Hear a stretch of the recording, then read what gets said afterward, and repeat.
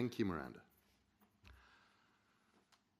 It's important for people to tell you what side they're on and why, and whether they might be biased. A declaration of members' interests of a sort.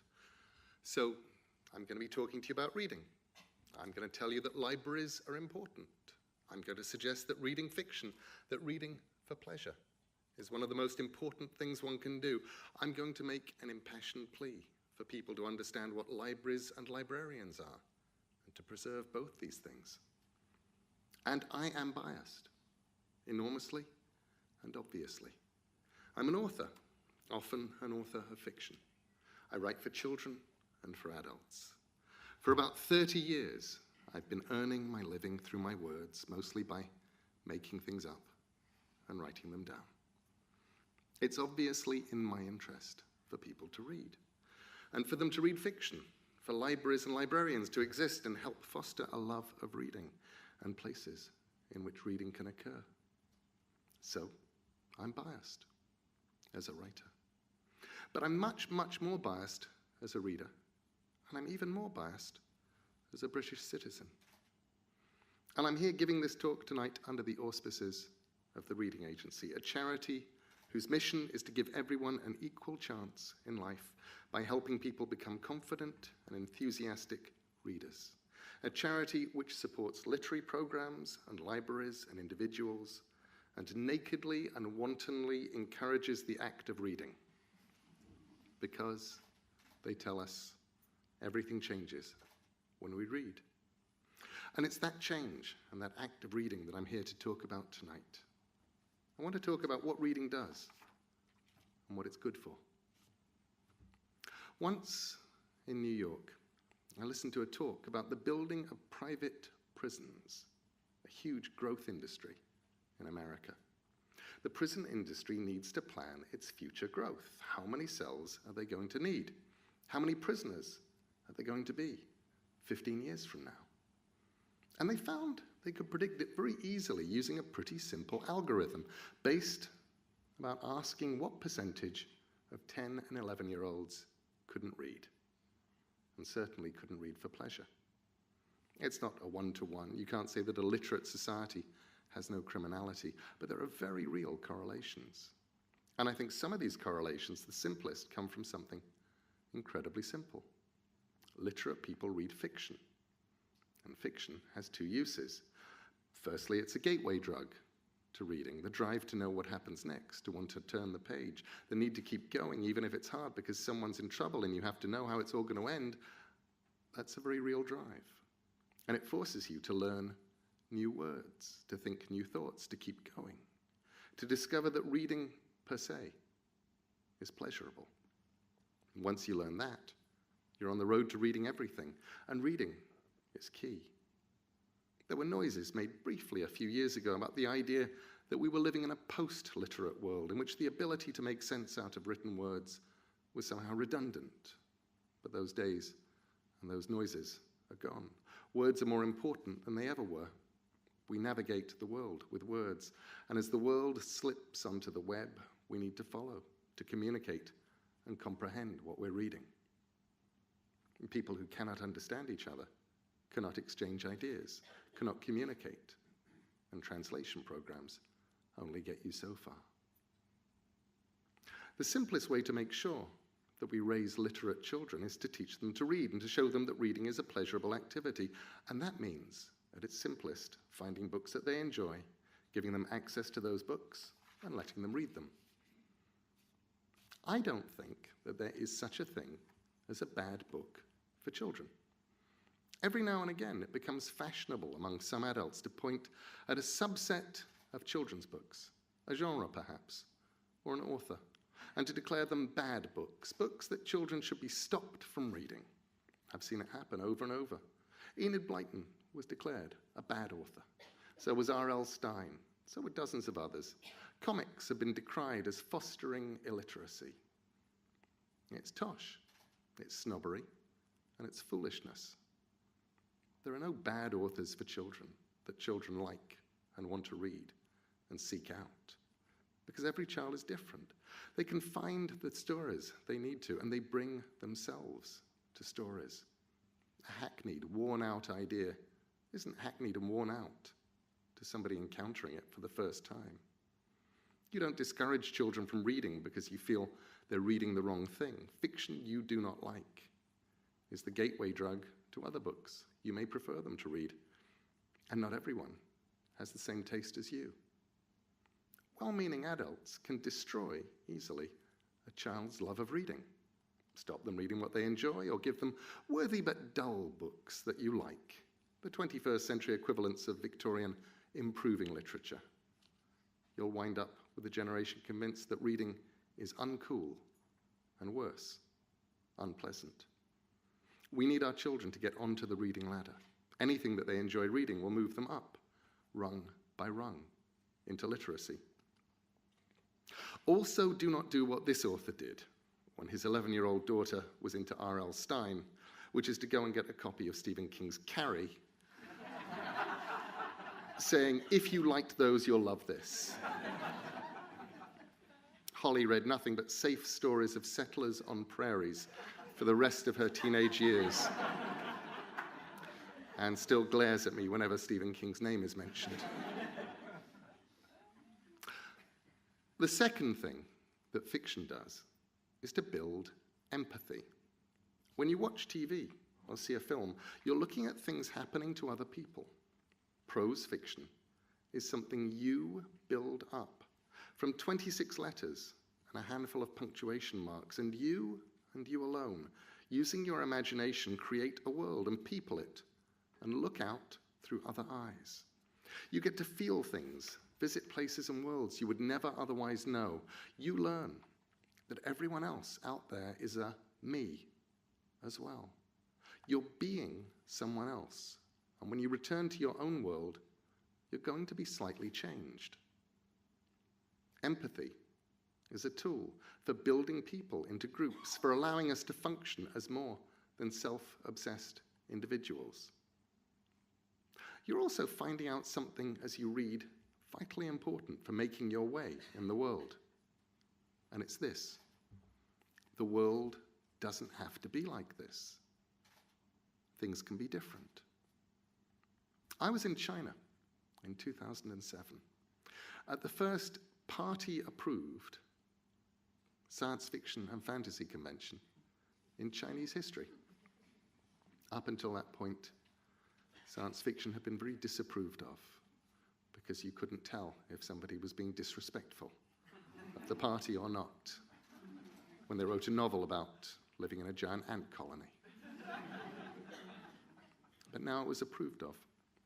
And I took a top official aside and asked him why. I said, science fiction has been disapproved of here for a very long time.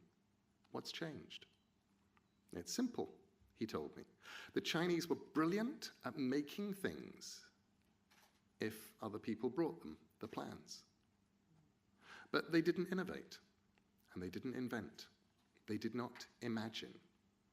So they sent a delegation to the US, to Apple, to Microsoft, to Google, and they asked the people there who were inventing the future about themselves. And they found out that all of them, all of the innovators, had read science fiction when they were boys or girls. Fiction can show you a different world. It can take you somewhere you've never been. Once you've visited other worlds, you're like those who ate fairy fruit. You can never be entirely content with the world that you grew up in, and discontent is a good thing. People can modify and improve their worlds, leave them better, leave them different, if they're discontented. And while we're on the subject, I'd like to say a few words here about escapism. I hear the term bandied about as if it's a bad thing, as if escapist fiction is a cheap opiate used by the muddled and the foolish and the deluded, and the only fiction that is worthy for adults or for children is mimetic fiction mirroring the worst of the world the reader finds herself in. If you were trapped in an impossible situation, in an unpleasant place, with people who meant you ill, and someone offered you a temporary escape, why wouldn't you take it? And escapist fiction is just that, fiction that opens a door, shows the sunlight outside, gives you a place to go where you're in control, or with the people you want to be with, and books are real places. Make no mistake about that. And more importantly, during your escape, books can also give you knowledge about the world and your predicament, give you weapons, give you armor, real things you can take back into your prison, skills and knowledge and tools you can use to escape for real. As J.R.R. Tolkien reminded us, the only people who inveigh against escape are jailers. Another way to destroy a child's love of reading, of course, is to make sure there are no books of any kind around, and to give them nowhere to read those books, if there are. I was lucky. I had an excellent local library growing up. I had the kind of parents who could be persuaded to drop me off in the library on their way to work and my summer holidays, and the kind of librarians who did not mind a small, unaccompanied boy heading back into the children's library every morning and working his way through the card catalogue, looking for books with ghosts or magic or rockets in them, looking for vampires or detectives or witches or wonders. And when I'd finished reading the children's library, I began on the adult books. They were good librarians. They liked books, and they liked the books being read. They taught me how to order books from other libraries on interlibrary loans. They had no snobbery about anything I read. They just seemed to like that there was this wide-eyed little boy who loved to read and would talk to me about the books I was reading. They would find me other books in a series. They would help. They treated me as another reader, nothing less, nothing more, which meant they treated me with respect. I was not used to being treated with respect as an 8-year-old. Libraries are about freedom. Freedom to read, freedom of ideas, freedom of communication. They're about education, which is not a process that finishes the day we leave school or university, about entertainment, about making safe spaces, and about access to information. I worry that here in the 21st century, people misunderstand what libraries are and the purpose of them. If you perceive a library as a shelf of books, it may seem antiquated or outdated in a world in which most, but not all books in print exist digitally. But to think that is to fundamentally miss the point. I think it has to do with the nature of information. Information has value, and the right information has enormous value. For all of human history, we have lived in a time of information scarcity, and having the needed information was always important and always worth something. When to plant crops, where to find things, maps and histories and stories, they were always good for a meal and company. Information was a valuable thing, and those who had it or could obtain it could charge for that service. In the last few years, we've moved from an information-scarce economy to one driven by an information glut. According to Eric Schmidt of Google, every 2 days now, the human race creates as much information as we did from the dawn of civilization until 2003. That's about 5 exabytes of data a day, for those of you keeping score. The challenge becomes not finding that scarce plant growing in the desert, but finding a specific plant growing in a jungle. We're going to need help navigating that information to find the thing we actually need. Libraries are places that people go for information. Books are only the tip of the information iceberg. They're there, and libraries can provide you freely and legally with books. More children are borrowing books from libraries than ever before, books of all kinds, paper and digital and audio. But libraries are also, for example, a place that people who may not have computers, who may not have internet connections, can go online without paying anything. Hugely important. When the way you find out about jobs, apply for jobs, or apply for benefits is increasingly migrating exclusively online. Librarians can help those people navigate that world. I do not believe that all books will, or should, migrate onto screens. As Douglas Adams once pointed out to me over 20 years before the Kindle showed up, a physical book is like a shark. Sharks are old.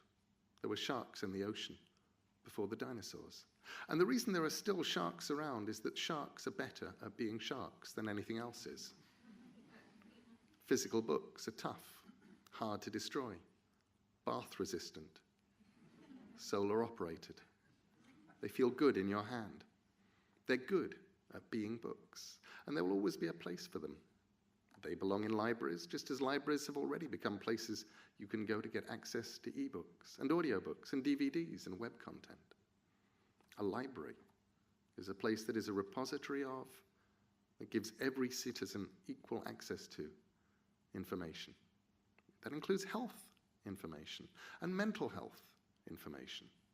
It's a community space. It's a place of safety, a haven from the world. It's a place with librarians in it.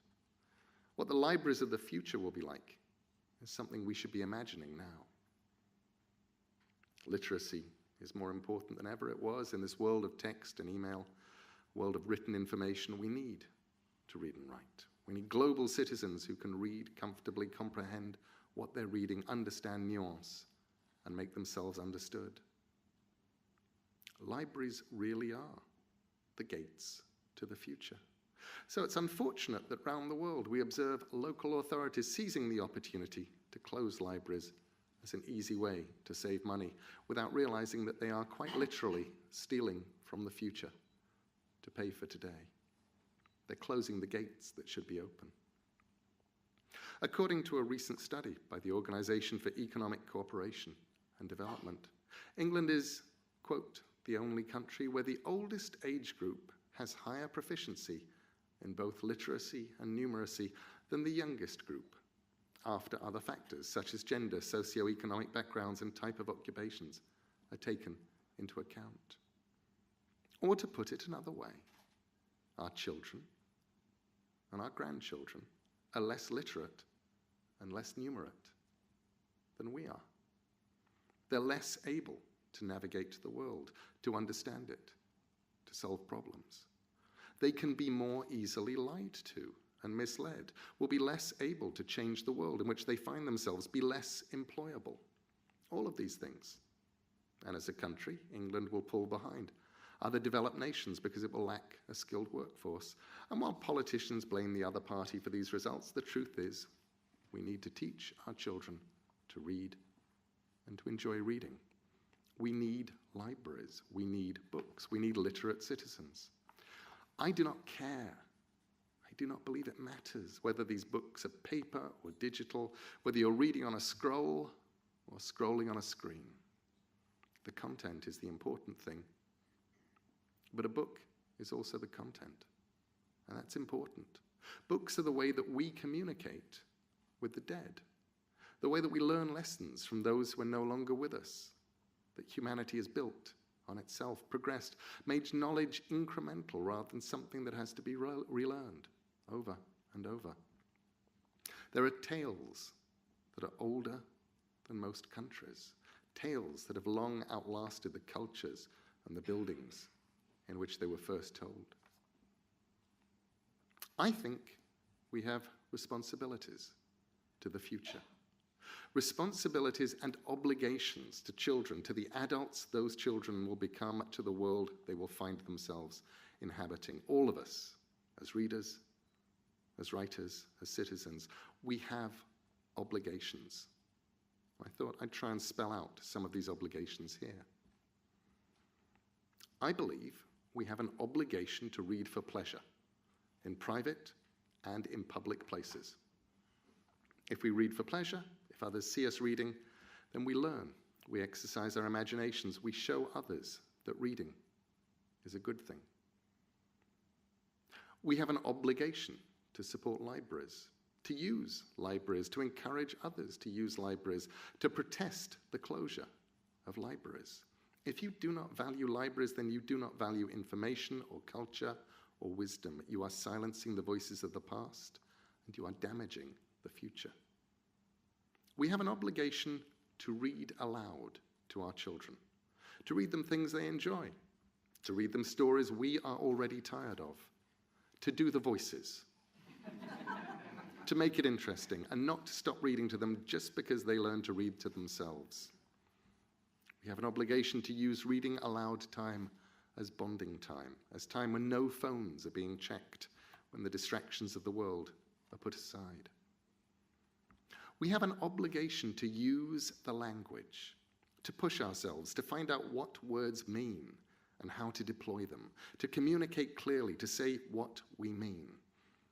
We must not attempt to freeze language or to pretend it is a dead thing that must be revered, but we should use it as a living thing that flows, that borrows words, that allows meanings and pronunciations to change with time. We writers, and especially writers for children, but all writers, have an obligation to our readers. It's the obligation to write true things, especially important when we're creating tales of people who do not exist in places that never were. To understand that truth is not in what happens, but in what the story tells us about who we are. Fiction is the lie that tells the truth after all. We have an obligation not to bore our readers, but to make them need to turn the pages. One of the best cures for a reluctant reader, after all, is a tale they cannot stop themselves from reading. And while we must tell our readers true things and give them weapons and give them armor and pass on whatever wisdom we have gleaned from our short stay on this green world, we have an obligation not to preach, not to lecture, not to force predigested morals and messages down our readers' throats like adult birds feeding their babies pre-masticated maggots. And we have an obligation never, ever, under any circumstances, to write anything for children to read that we would not want to read ourselves. We have an obligation to understand and to acknowledge that as writers for children, we're doing important work. Because if we mess it up and write dull books that turn children away from reading and from books, we've lessened our own future and diminished theirs. We all, adults and children, writers and readers, have an obligation to daydream. We have an obligation to imagine. It's easy to pretend that nobody can change anything, that we're in a world in which society is huge and the individual is less than nothing, an atom in a wall, a grain of rice in a rice field. But the truth is, individuals change their world over and over. Individuals make the future, and they do it by imagining that things can be different. Look around you. I mean it. Pause for a moment. Just look around this room that we're in. I'm going to point out something here that's so obvious it tends to be forgotten. And it's this, that everything you can see here, including the walls, was at some point imagined. Someone decided it might be easier to sit on a chair than sit on the ground, and imagined the chair. Someone had to imagine a way that I could talk to you in London right now without us all getting rained on. This room and the things in it and all the other things in this building, in this city, exist because over and over and over, people imagined things. They daydreamed, they pondered, they made things that didn't quite work. They described things that didn't yet exist to people who laughed at them. And then, in time, they succeeded. Political movements, personal movements, all begin with people imagining another way of existing. We have an obligation to make things beautiful. Don't leave the world uglier than we found it. An obligation not to empty the oceans, not to leave our problems for the next generation. We have an obligation to clean up after ourselves and to not leave our children with a world we've short-sightedly messed up, short-changed, and crippled. We have an obligation to tell our politicians what we want, to vote against politicians of whatever party who do not understand the value of reading in creating worthwhile citizens, who do not want to act to preserve and protect knowledge and encourage literacy, This is not a matter of party politics. This is a matter of common humanity. Albert Einstein was asked once how we could make our children intelligent. His reply was both simple and wise. If you want your children to be intelligent, he said, read them fairy tales. If you want them to be more intelligent, read them more fairy tales. He understood the value of reading and of imagining. I hope we can give our children a world in which they will read and be read to and imagine and understand. Thank you for listening.